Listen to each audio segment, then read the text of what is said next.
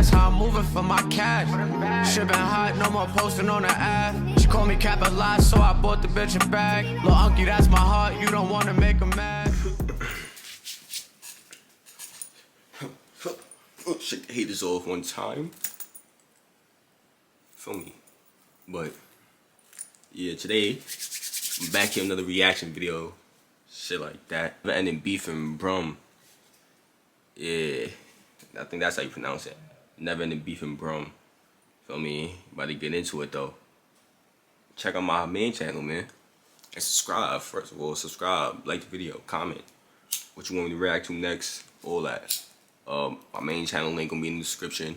Check it out. Mad little over there, behind the scenes, vlogs, all types of shit. More content coming soon too. It's gonna get lit. Yeah, I had some technical difficulties with the camera and all that, man. Shit should be Gucci now, hopefully. For me, about to get into it right now. Shit like that.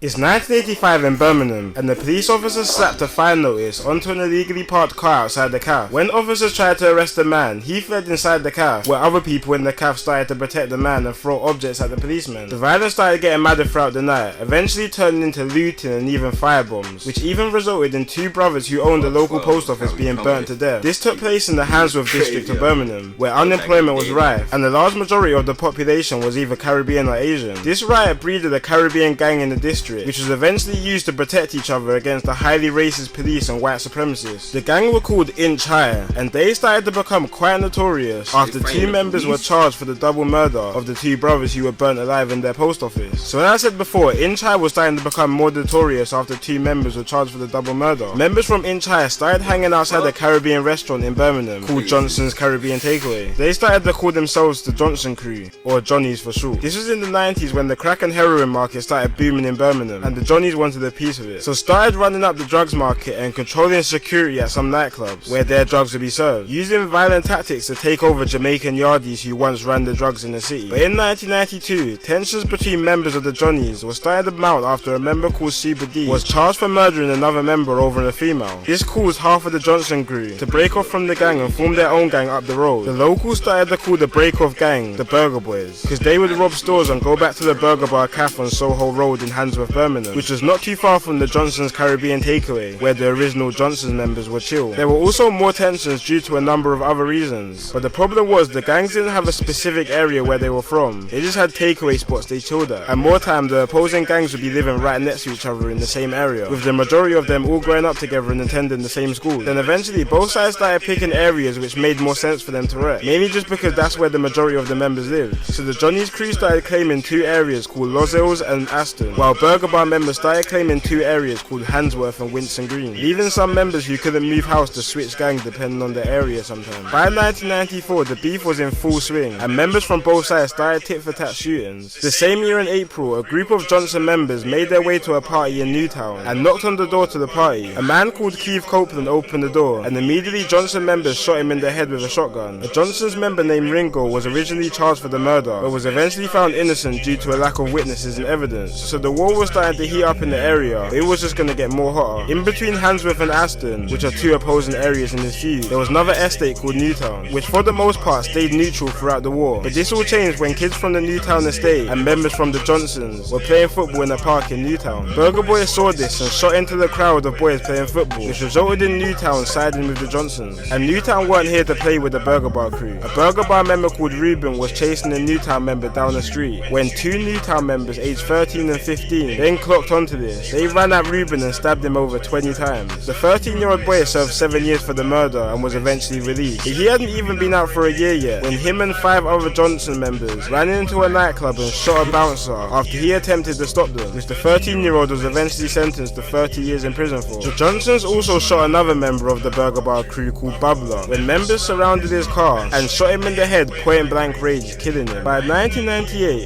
the two gangs had single-handedly rose the gun crime rate in Birmingham by 500%, making Birmingham the gun crime capital of the UK. At one point, on a good day, there will be one shooting.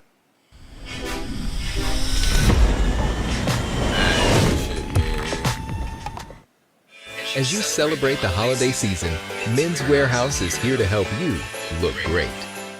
bad day there will be around 6, which is crazy for a country where guns are illegal. The Burger Boys retaliated for their member Bubbler being shot in the head. Burger members ran into a Johnson member's apartment called Menace and literally grabbed him and threw him out the window of his 10th floor apartment. A Burger Bar member was heard bragging about it and was arrested, but charges were dropped due to no evidence. But the Burger Boys really wanted to show the Johnsons they mean business and ended 1999 with one of the most gruesome murders in this beef. It was New Year's Eve and a Johnson's member called Corey went into a party at Winston Green, which is the territory of his ops, which are the Burger Bar crew, but found no one. But next day there was another party in Handsworth, which is again part of the Burger Bar's territory. Corey entered the party armed with a bulletproof vest and a shotgun, like he's about to enter a war zone map. At the party he bucked into some Burger Bar members who told him to come outside. The Burger Bar members waited for him outside the alley packed with guns, and Corey walked outside towards them and shot his shotgun for the first shot, shooting one member in the hip. Burger Bar members then massacred Corey in a rain of bullets, literally surrounding him, shooting him over 70 times altogether. Eventually, after he was shot so many times, a member even grabbed his own shotgun and began to start shooting Corey with it after he was dead. One of the men suspected of this murder was a Burger Bar member called Micah, who was actually shot himself a couple months after the murder of Corey. The police were working hard to try and get someone convicted for the massacre of Corey, because these murders and shootings were becoming more and more common, and no one was getting booked for them. Birmingham was starting to look like the Wild West. Police started begging witnesses to come through about the murder, and seeing that there was about 200 people at the party, police thought there would be enough witnesses for some people to try and go and testify against them. But the police underestimated the hold these two gangs had on the local population. Civilians were terrified of the two gangs, and snitching was one of the worst things you could get caught doing. Only one witness actually ended up testifying eventually, but all she said was that she saw one member with a gun earlier, but this wasn't enough to prosecute anyone. And again, there was another unsolved murder in the area. Then the 2000s hit, and younger factions of both gangs started to emerge from the estate, and the Burger Bar name was starting to fade away, and most of the youngest from the area started claiming a new name called RMD or BT1 Bangers. Same thing with the Johnson's crew. Youngest from the area started to roll around naming themselves Slash instead, which breeded a new generation of this war, RMD and BT1 Bangers versus Slash. But for the purpose of the video and to make it easier to understand the division, I'm gonna keep the name to Johnson's and Burger Bar crew when referring to the two separate sides, because if not it can get quite confusing. And it didn't take long for the younger generation to follow suit of their elders. It was March 6th, 2000 outside the club in Birmingham called Fozzie, and for once it seemed like a peaceful night. It hit the club 6 AM closing time, and people started leaving the club. One of these people being a young father called Christopher Clark, who was known to chill with a few people associated with the Johnson crew. Around 10 younger members from the Burger Bar crew spotted Christopher and started bottling him, but then one member brought out a shank which stabbed him twice in the chest, which reached through his heart and killed him, and then the killers ran away from the scene. Christopher was known to hate the Johnsons, especially because they used to bother his girlfriend. 4 out of the 10 members were eventually caught, one of these including a Burger Bar member called 13, who was named after his prison cell number. A Johnson's crew member actually managed to shoot 13 in the leg for revenge, but he survived. 2 days after this shooting, 13 and 3 other members were arrested and charged for the murder, but all murder charges were eventually dropped and were lessened to a charge of violent disorder because the judges couldn't figure out who actually stabbed Christopher. See, this was about 12 years before joint enterprise was introduced, which is the law now where essentially you could be convicted for a crime your friend done if you have some type of involvement or role to play in. For example, if you're beating somebody up and your friend ends up stabbing and killing them, you'll both be done for murder. So before this was introduced, it was hard for joint murders to be pinned on anyone. But the beef really started heating up after Burger Bar's boss, a man nicknamed Nozza, was shot while he parked up in his car on Johnson's crew territory. Nozza was then said to have planned a retaliation hit. A man linked to the Johnson's crew called Escalation had just came out of prison and was back on the streets. He was posted up in his BMW on a nice sunny day when a Vauxhall car pulled up beside him. Inside the Vauxhall were 2 men with semi-automatic handguns, and more than 20 shots were fired at him, killing him in broad day on a residential street. Now the police wanted to catch the killers badly, but there was no evidence. The only evidence they had was a strand of Nozza's hair found inside the Vauxhall car. The police found that enough to be evidence to put Nozza down for the murder, but eventually, years later, Nozza got his appeal and was released under insufficient evidence. He wasn't out for long though, after being found guilty of running the national gun smuggling ring, and was given a life sentence for the second time in his life. Now let's fast forward to 5 months time. Remember 13, one of the members who was sentenced for his part of the murder of Christopher Clark. He had just been paroled from prison after serving 2.5 years and moved to a nearby town called West Brum, and was trying to turn his life around and leave the gang life behind him. But as we know, the gang life doesn't work like that. When you're in, you're locked in for life. So 13, thinking he's starting a new life in a new town, started to hand out leaflets for a new promotional company he was trying to run. One of these leaflets going to 2 girls who had boyfriends girlfriends of affiliates of the Johnson's crew. Real quick, one of the girls called their boyfriends and gave the drop on 13, and 2 members pulled up to the drop in a stolen BMW and fired 9 shots into 13, leaving him dead on the scene, which left both of the girls who set him up and the boys who killed him with life sentences. Then New Year's hit, and the Johnsons were throwing a New Year's party. The party started at a nightclub where Johnson's members were said to be mocking 13's death, which was somehow relayed onto Burger Bar members. The after party was in a cramped hair salon, which had over 150 people partying in there. Burger Bar got the drop quick and rid there in the red Mondeo with a Mac 10 and a couple handguns. While a group of Johnson members were outside with a bunch of girls, Burger Bar set fire onto the crowd, leaving 47 rounds on the scene. 6 people were shot, including 4 females and 2 males. One member even hopping out the car to get closer to shoot at certain individuals. 2 of these female shots included 2 cousins, Charlene Ellis and Leticia Charlene. A man called Nathan was the brother of Charlene, and he rang up his half-brother immediately called Marcus after the shooting, because Marcus was a member of the Burger Bar. Once Nathan told Marcus about the shooting, Marcus simply asked if they were dead. Nathan then checked and confirmed while crying that they're both dead. Marcus put down the phone and went on the run,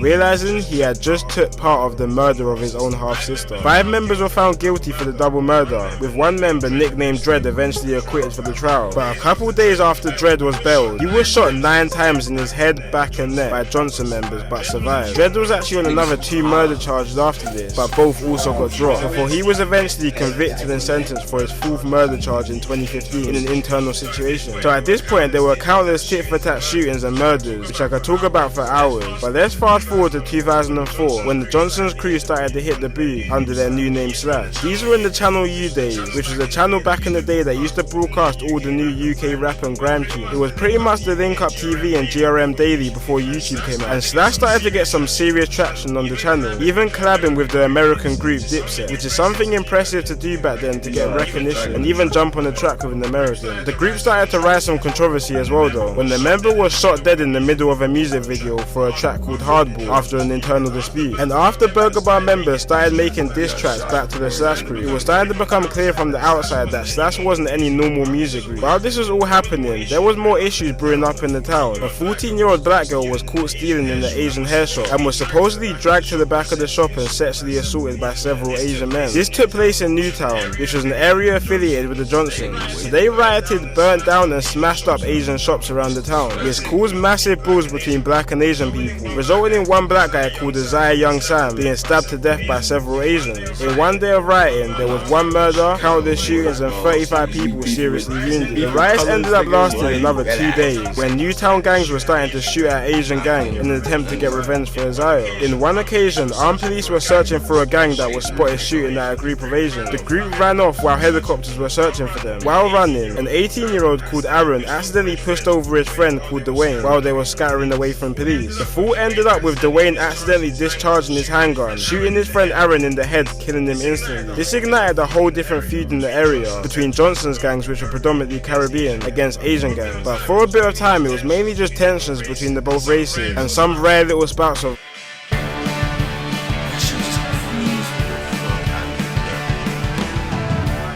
violence, until the 13th of October 2006, when 2 black gang members from Newtown stabbed 2 Asian gang members. This was the same day of a man called Blanks' 20th birthday, who was also a Johnson's affiliated gang member. And without Blanks having any prior knowledge of the previous attack one of his members done in an Asian that day, he was shot in the chest and killed on his birthday. This murder was followed up by countless shootings, with 2 Asian men even being shot in the face 3 days later. And later on in the month, a well-known Asian gang leader was shot to death inside his shop when 2 men walked into his shop and shot him twice in the head with a shotgun. Now let's fast forward to one of the biggest moments in UK history in recent years, summer of 2011, when a man called Mark Duggan was shot and killed by police in London. The whole country rioted, and if you was around these times, you would know the whole country.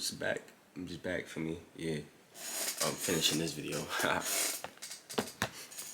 In one occasion, a group of men lured police towards a pub after firebombing it, and then began shooting at the police once they arrived, which 6 men were sentenced for 12 to 30-year stretches for. And quite a lot of older members got sentences for their roles they played in the riots, which made it quite a weird time once the riots were done, and made the older gangs, which were Johnson and Burger Bar affiliated, more relevant. And around these times, the new generation was starting to grow up, didn't have much ties towards the old feuds that were going on, starting a new feud, with members from the Handsworth, Winston Green and Hockside calling themselves AR or Armed Response, and members from Newtown calling themselves GMG or Get Money Gang. By the mid-2010s, both gangs had brought gun violence back to Birmingham, with over 20 reported shootings between both of them within a fortnight. And not too long after the big spout of shootings, a song dropped on YouTube called M to the N from a member of the AR side called Lynch, referencing real moments like when a 16-year-old got shot in the back at a barbecue. When police found this video, they started investigating Lynch heavily, especially after a bullet was found under his car after a shooting was linked to him. And he looked even more suspicious after him and another member was arrested in September after their car was stopped and searched, and balaclavas, gloves and stab vests were found inside the car. After months of investigating, police managed to link Lynch to 6 shootings and found drugs, ammunition and a gun stashed in his house, slapping him with a 27-year sentence. Lynch really put drill music on the radar in Birmingham though, because after Lynch was arrested, his rivals GMG started dropping drill tunes laced with disses towards the AR gang. They started to intensify the rivalry and increase the shootings in the area. So police launched, which was at the time the biggest gang injunction in the UK on both of the gangs. This injunction banned 18 members from GMG and AR from Birmingham, despite them living and growing up in the city. And if they were caught in Birmingham, they'd be facing an instant 2-year sentence. This injunction also banned members from making drill music, which they believed to be one of the sources intensifying the beat. And if you look on YouTube, you'll find most songs from both sides are re-uploads, because the originals got removed from YouTube as part of the injunction. But this gang injunction wasn't stopping anything on the streets, so the police started getting more hands-on, sending out undercover officers to survey areas of high gang activity. In one occasion, undies were patrolling the block of the AR gang when 2 members from the AR gang fired 2 shots into the undies car, thinking it was the rival gang GMG lurking on their block, which makes sense why they thought that, because the beef in the area was as tense as ever. Not too long after this situation, GMG members were out looking for AR members in Winston Green. They were in a Ford Cougar, packed with members, and started shooting at a group outside the takeaway they thought were AR members. They didn't end up hitting anyone, so they were out looking for more members, when they found an AR member called K Rizzy's Mercedes parked outside his dad's house. So the GMG members let out fire onto his car, hitting K Rizzy's innocent passenger who was sitting inside the car. See, K Rizzy wasn't even in the car at the time. He was inside his dad's house, while his friend was sitting outside his. So when he came back and heard the news of his friend getting shot, he lost his head. The next day, K Rizzy and another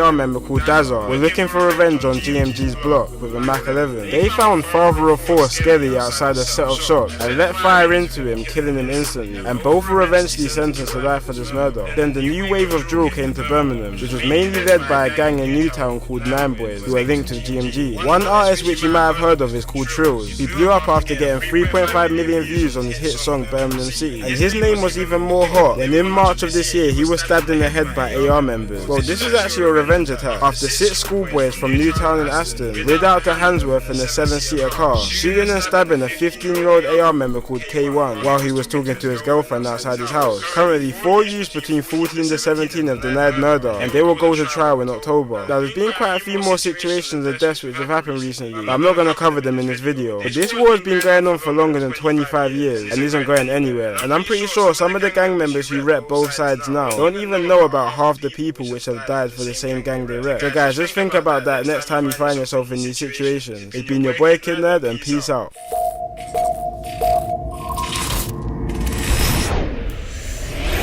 Yeah, man, that's gonna do it, yo. That shit was crazy. They just geeking. Wow.